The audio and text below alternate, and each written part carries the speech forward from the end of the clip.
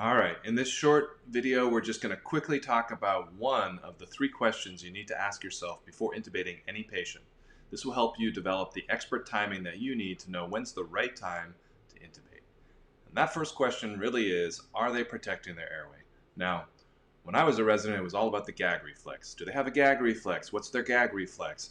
People were sticking Q-tips and tongue depressors down there to see if they would gag, and that is absolutely not the right way to do it. We know now that there are better ways to assess whether or not your patient is protecting their airway. And the first is really just to look at their patient. What's their level of alertness? Are they completely out of it? Are they obtunded? When you try to stimulate them physically, are they unarousable? These are all good signs that in fact perhaps your patient is not protecting their airway.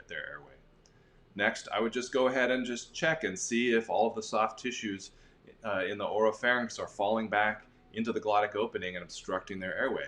If you have to give a jaw thrust or you try to sit them up and you still find that they're occluding their airway, that's another really good sign that perhaps they need a more definitive airway.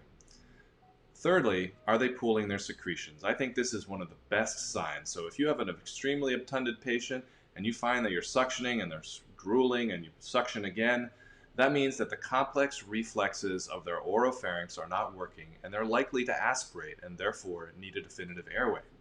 So that's the way to assess if your patient is protecting their airway. And it's really just one of three questions you need to ask before you make that decision to intubate. All right, let's get on to the next ones. I'll see you on the other side.